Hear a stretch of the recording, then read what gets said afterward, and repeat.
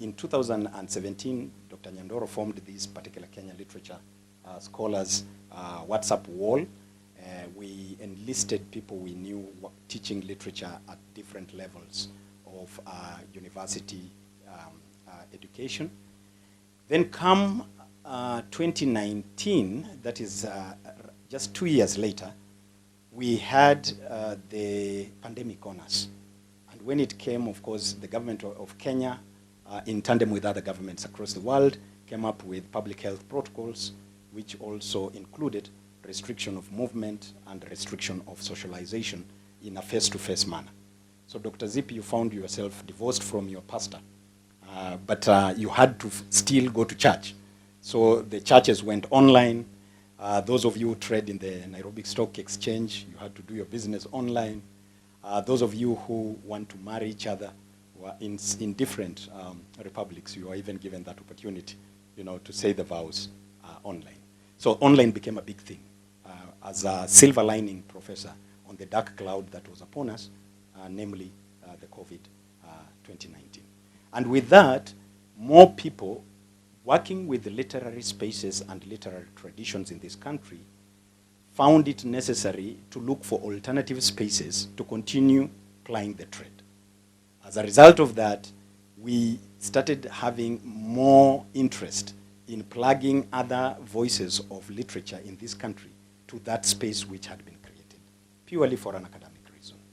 And as a result of that, from 2019, we were able to move the membership from around 17 to 47 members. By the close of 2017, we were able to move these numbers by 2019, 2 years later, in the wake of COVID, up to around 200.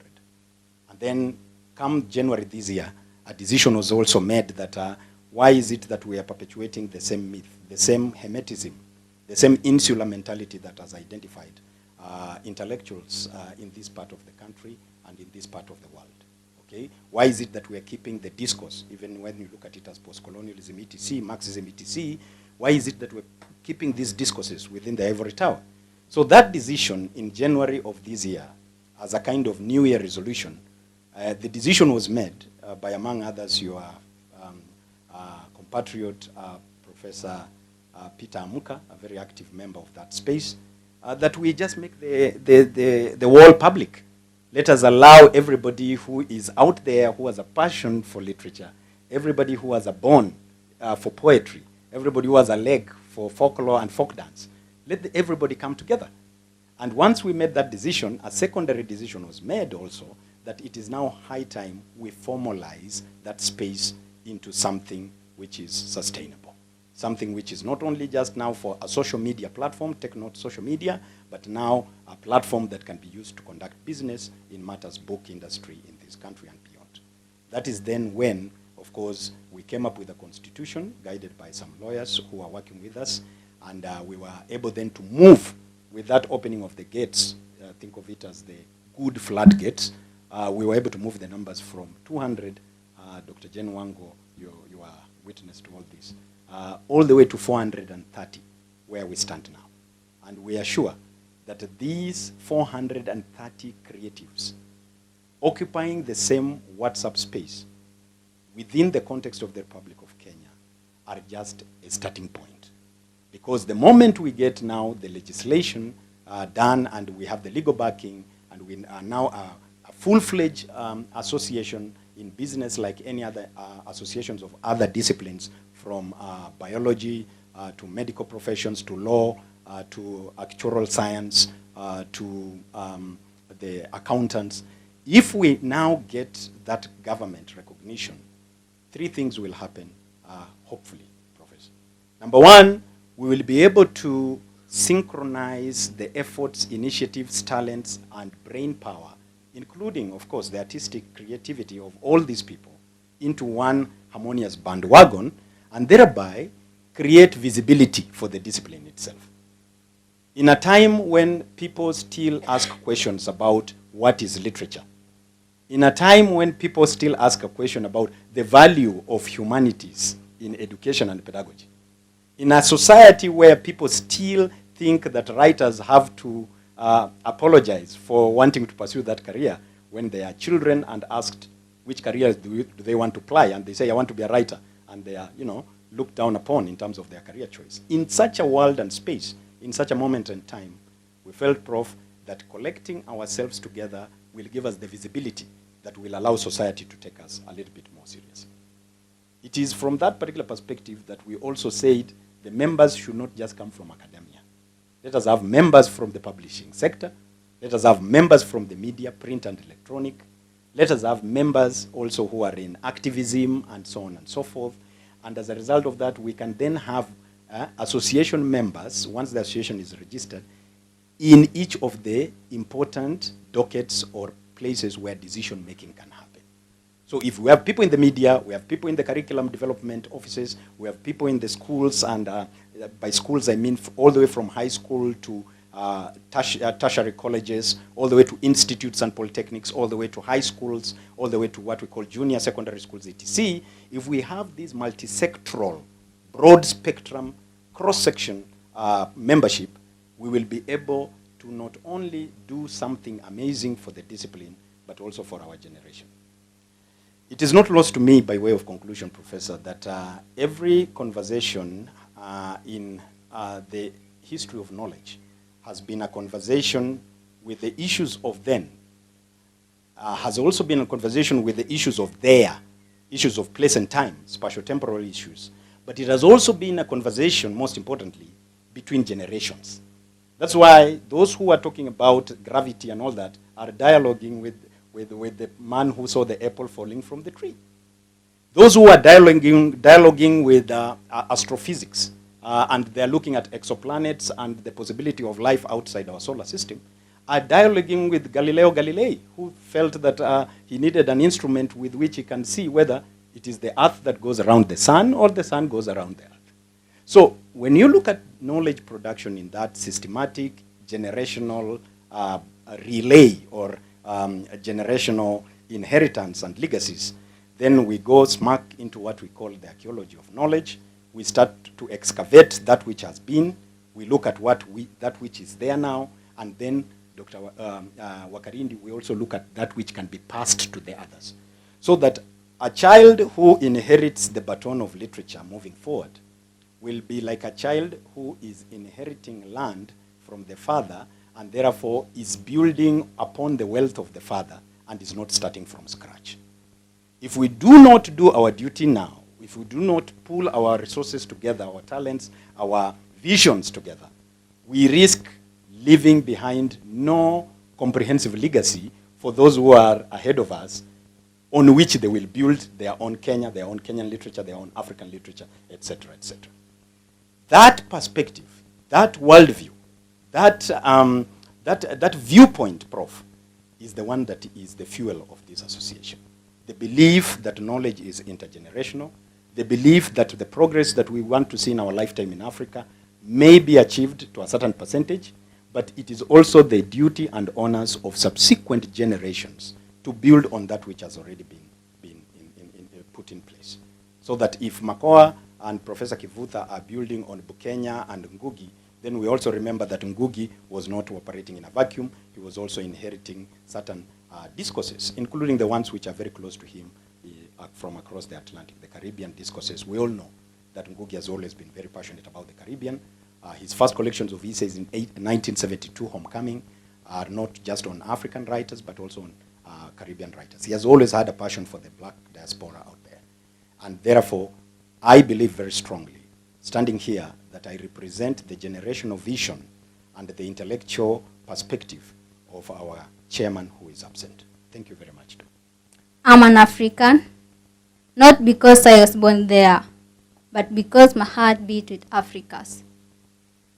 I'm an African, not because my skin is black, but because my mind is engaged by African.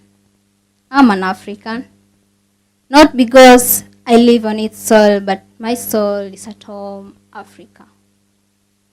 Where Africa weeps for her children, my cheeks are stained with tears. When Africa honors her elders, my head is bowed in respect.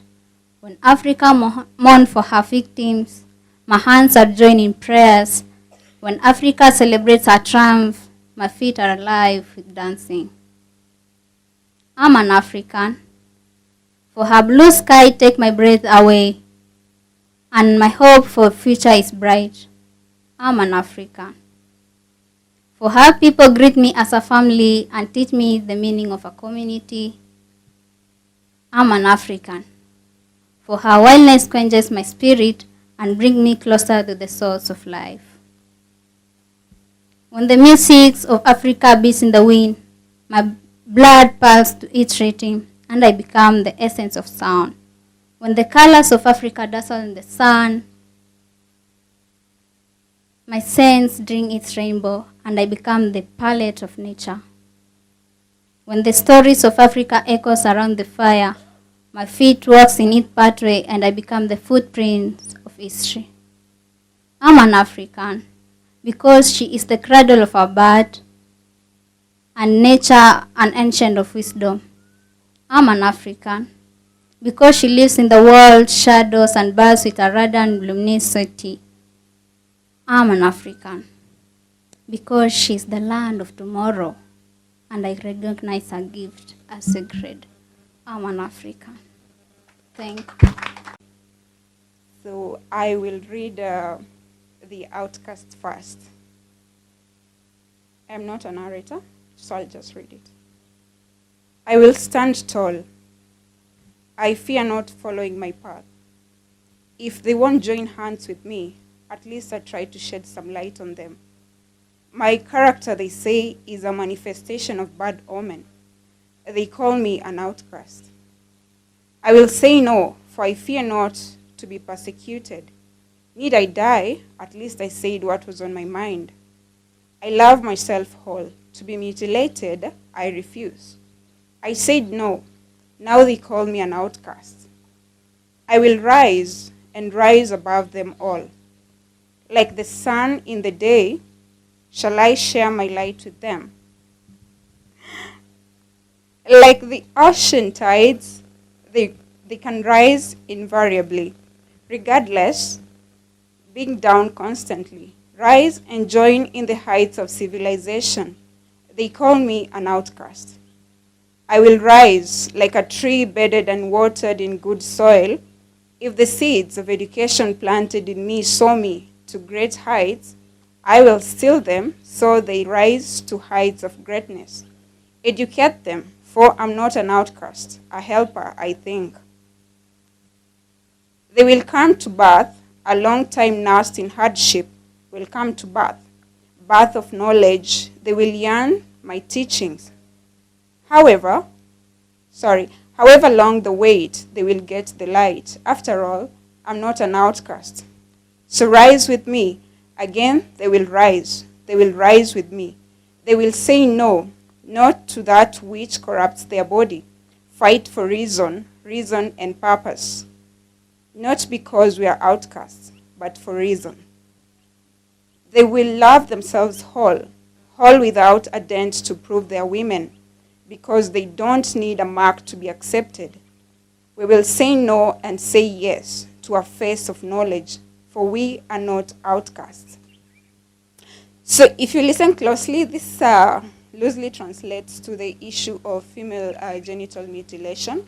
So I was speaking artistically to the issue of female genital mutilation. More like I am the voice that is going to save all these girls. In this case, the teenage mothers in my county. Man I shouldn't have met. The man I should not have met. In many ways, he's flawed, but still, I find him alluring. He lacks in many ways. Does he snore in slumber? Yes, he does. But in his baritone, he says, "Good morning, beautiful." How beautiful. I can't give him away. He chews food with his mouth open. How disgusting. Yes, but he bewitches me with a smile. Radiant dazzle of his eyes I covet. Irresistible. Shall I not want him any more? In many ways, he's all I need. He makes me feel like I'm needed in this world because he exists for me. How selfish. I exist knowing he does. I haven't found meaning in a long time until he found me. So didn't you find him? In many ways, In many ways, I am relevant because he exists. I shall not wander around the alleys. I shall not burn in the scorching sun. Shall I not find counsel in the stream among other villagers? I think he's selfish, but his bosom is where my comfort lies. I say, I shall not return to his jealous self, but in many ways I lust for his touch. Will I not go to the village square alone? No other man shall help me lift my pot up the hill. My lover shall sulk, for the man I should not have met. In many ways, is possessive. How sweet. I actually think that's crazy. My country, freedom came. The sky was pregnant. No, our fathers courted slavery. The other day, it happened. Justice was served. Indeed, a people is raped.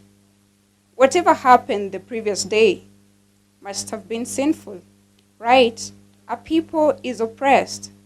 Every day in my country, corruption is fought. Should have ended by now. The treasury is castrated of its manhood. Just now, what happened? I breathed polluted air. You must have guessed right. That's me. Say what you want to say, because this is the time. For how do you know, or even ever certain, that another time will be?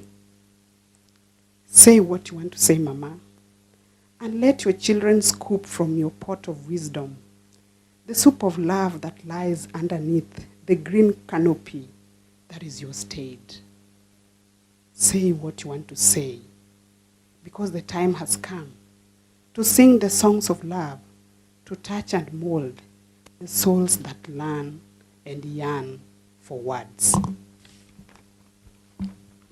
Say what you want to say, for all of us here to listen, to say, to take, to make, not to break.